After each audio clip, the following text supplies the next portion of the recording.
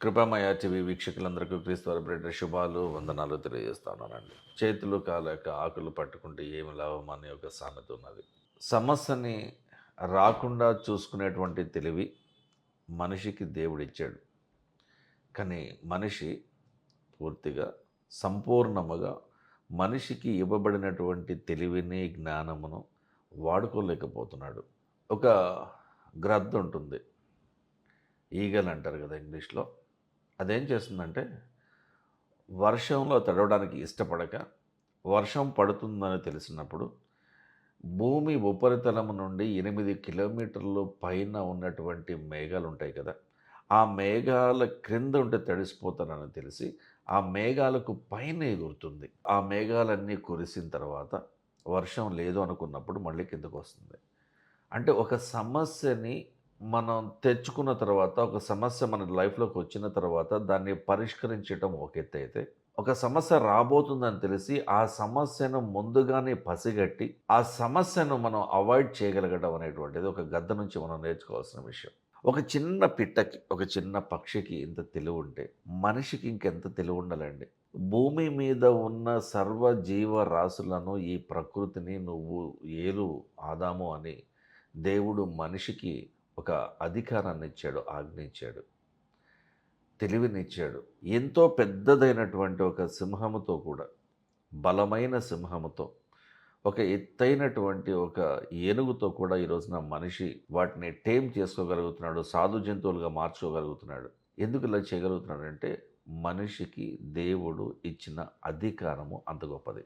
మరి మనుషులమైన మనము గద్ద కంటే తెలివైన వాళ్ళం కదా. మరి మనం ఎందుకు ఒక సమస్యని ముందుగానే పసిగట్టి ఇది మనం అవాయిడ్ చేయాలి అని తెలుసుకోలేకపోతున్నాం? దావీదు జీవితంలో ఏం జరిగిందో ఒకసారి తెలుసుకుందాం. సమూయేలు 2వ గ్రంథము 12వ అధ్యాయము 14వ వచనం.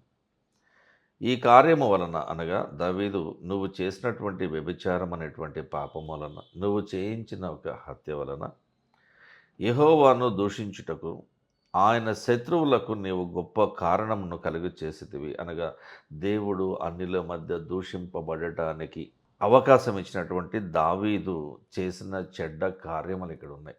ఏమండి, ఈ రోజున ప్రపంచ దేశాలలో ఉన్నటువంటి 34,000కు పైగా క్రైస్తవ డినామినేషన్స్ ఏవైతే ఉన్నాయో, 34,000 రకరకాల సంఘాలు ఏవైతే ఉన్నాయో, ఈ సంఘాలన్నిటిలో కూడా యేసుక్రీస్తును ఆరాధించేటువంటి పరిస్థితి లేదండి. అసాంఘిక కార్యక్రమాలే ఎక్కువగా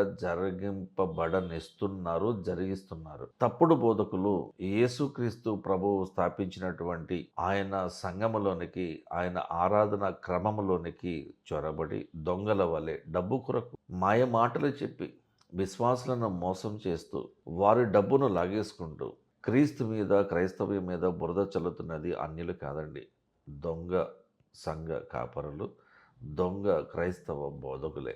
దొంగ బోధకులు దేవుని మనసును నొప్పిస్తూ ఉన్నారండి. ఈ దొంగ బోధకులు చేయిస్తున్నటువంటి జరిగింపబడనిస్తున్నటువంటి ఆరాధన దేవునిని ఎంతగానో బాధపెడుతుందండి. పౌలు గారు కొరింథీ సంఘానికి రాసిన మొట్టమొదటి పత్రికలో ఏమంటున్నాడు చూడండి ఒకసారి. 6వ అధ్యాయము 19-20 వచనం. మీ దేహము దేవుని వలన మీకు అనుగ్రహింపబడి ఇవ్వబడి మీలో ఉన్న పరిశుద్ధ ఆత్మకు ఆలయమై ఉన్నదని మీరు ఎరుగరా? మీకు తెలియదా? మీరు మీ సొత్తు కారు, విలువ పెట్టి కొనబడిన వారు కనుక మీ దేహముతో దేవుని మహిమపరచండి.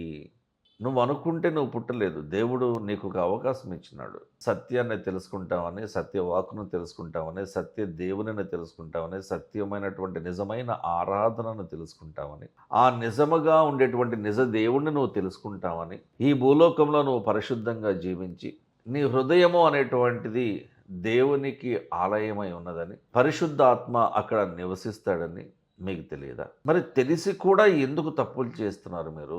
దావీదు, నువ్వు తెలిసి కూడా హృదయానుసారుడని పిలువబడిన నువ్వే తప్పులు పాపాలు చేస్తే మరి ఒక సామాన్యుడి పరిస్థితి ఏంటి? ఈ మధ్యనే క్రైస్తవులుగా ఎదుగుతున్న వారి పరిస్థితి ఏంటి? వాక్యం సగం సగం వాక్యం తెలిసినటువంటి క్రైస్తవుల పరిస్థితి ఏంటి? దేవుని ఆలోచనలను తెలుసుకున్న నువ్వు దావీదు, దేవుని మనసేంటో తెలుసుకున్న నువ్వు, ఆయన హృదయాలోచనలను తెలుసుకున్న నువ్వు, ఆయన మార్గములను తెలుసుకున్న నువ్వు, దేవునిని ఏది బాధిస్తుందో ఏది సంతోషపరుస్తుందో కూడా తెలుసుకున్న నువ్వు ఎందుకు పాపం చేశావు? నీవు పాపం చేయడం వలన ఈ రోజున అన్యులందరూ కూడా ఇదిగో యెహోవా దేవునిని ఆరాధించి ఆయనకు బలులర్పించేటువంటి దావీదు ఇలాంటి వాడు అని నీవు చేసిన తప్పు కారణంగా, నీవు చేసిన పాపము కారణంగా ఆ నింద దేవుని మీద పడింది. ఎంత పెద్ద పాపమో తెలుసా ఇది దావీదు అని నాతాను దావీదును హెచ్చరించాడు. మొదటి కొరింథీ పత్రికలోనే 10:31లో మీరేమి చేసినా కూడా సమస్తమును దేవుని మహిమ కొరకు చేయమంటున్నాడు.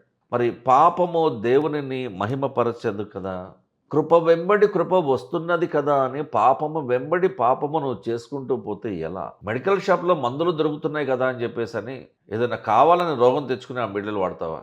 రోగం వచ్చాక కదా వాడాల్సింది. వీలైనంత వరకు రోగం రాకుండా కూడా చూసుకోవచ్చు కదా, జాగ్రత్తలు తీసుకోవచ్చు కదా.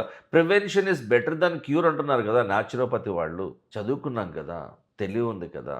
చేతులు కాలాక ఆకులు పట్టుకున్నట్టు ఏమండి, దావీదు చేయకూడని పాపమంతా చేసిన తర్వాత లబో దిబో మనం ఏడ్చినా కూడా ఫలితము వ్యర్థమే. ఏం లేదు అక్కడ.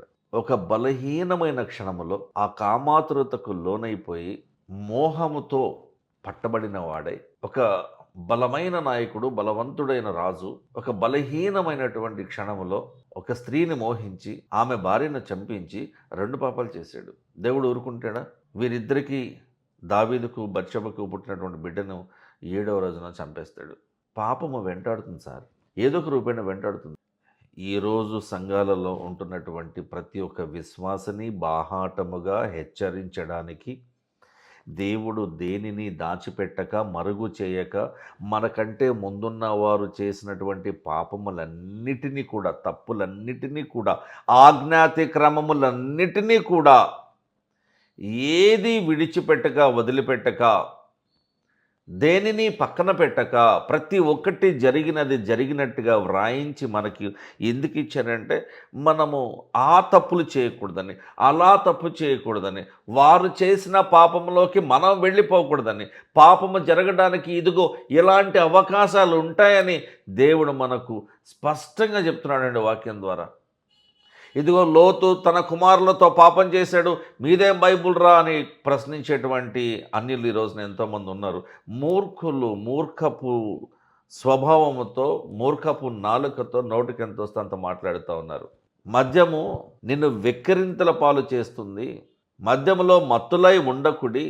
మీరు తాగినప్పుడు నువ్వేం చేస్తున్నావో కూడా నీకు తెలియదు, నీ సెన్సెస్ అన్నీ పోగొట్టుకుంటావు, నీకు తెలివి ఉండదు, ఒక మృగము వలె బ్రూటల్గా బిహేవ్ చేస్తావు. నువ్వు ఈ మద్యం మత్తులో తల్లికి, చెల్లికి, భార్యకి తేడా కూడా తెలియకుండా నువ్వు ఇలా ప్రవర్తిస్తావని కదా బైబిల్ చెప్తున్నది. బాగా తాగి ఒంటి మీద వస్త్రాలు ఉన్నాయో లేదో కూడా తెలుసుకోలేకపోయాడు నోవహు. బాగా మద్యమును తాగించినటువంటి కూతుర్లు తండ్రితో సేనించడం జరిగింది. మరి దావీదు ఏమి తాగకుండానే, అంటే మోహము కూడా నిన్ను పాపంలో నెట్టేస్తుంది. ఎంతోమంది స్త్రీలను అనుభవించాలనే కోరికతో తెలివైనటువంటి రాజు సొలొమోను పాపంలో పడిపోలేదా? అతను పాపంలో పడిపోయేలాగా చేసింది ఎవరు? అతను కోరి తెచ్చుకున్న స్త్రీలే, భార్యలే, ఉపపత్నులే. అందమైన ఒక రోజ్ ఫ్లవర్ కింద నిన్ను బాధించే, నిన్ను గుచ్చే, ఆ రక్తం తెప్పించేటువంటి, నీకు నొప్పి కలిగించేటువంటి ఒక చిన్న ముళ్ళు కూడా ఉంటుంది. అందము మోసకరము, సౌందర్యము వ్యర్థము.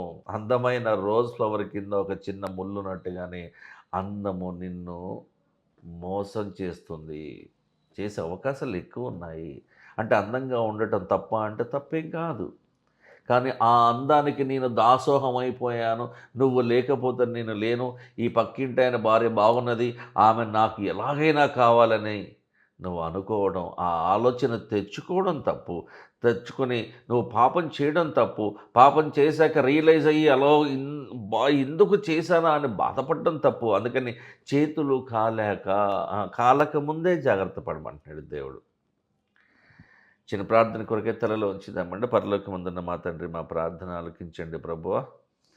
మా పితరులు మాకుంటే ముందున్నవారు మా పూర్వీకులు చేసినటువంటి ప్రతి విధమైన తప్పును, పాపమును మాకు ఒక హెచ్చరికగా ఉండుటకు నీవు వ్రాయించి ఇచ్చిన విషయాన్ని బట్టి వందనాలు ప్రభువా. ఇందును బట్టి నీ నీతి బయలుపరచబడుతున్నది ప్రభువా. ఏది దాచిపెట్టుగా మా కొరకు సమస్తము వ్రాయించి ఇచ్చిన్నావు ప్రభువా. అనిలకు మేము సమాధానం చెప్పవలసిన వారమై ఉండకపోయినా కూడా అటువంటి పరిస్థితులు వచ్చినప్పుడు ధైర్యంగా మేము వారికి వివరించి చెప్పేలాగా మాకు సహాయం చేయండి. దావీదు చేసినటువంటి పాపము, సొలొమోను చేసినటువంటి పాపము, నోవహు చేసినటువంటి తప్పు, లోతు చేసినటువంటి తప్పు, ఆ తప్పులన్నీ కూడా అటువంటి పాపములన్నీ కూడా మేము చేయకూడదని మమ్మల్ని హెచ్చరించుటకు మాకు సమస్తము రాయించి ఇచ్చున్నావు ప్రభువా. ప్రతి విషయంలో మమ్మలను మీరే ఆదుకునండి, మమ్మల్ని స్వస్థపరచండి. వాక్యపు వెలుగులో నడిచేటువంటి అవకాశాన్ని మా అందరికి ఇవ్వమని, మా జీవితాలను పరిశుద్ధపరచమని యేసుక్రీస్తు వారి పరిశుద్ధ నామంలో ప్రార్థిస్తున్నాం తండ్రి. ఆమేన్.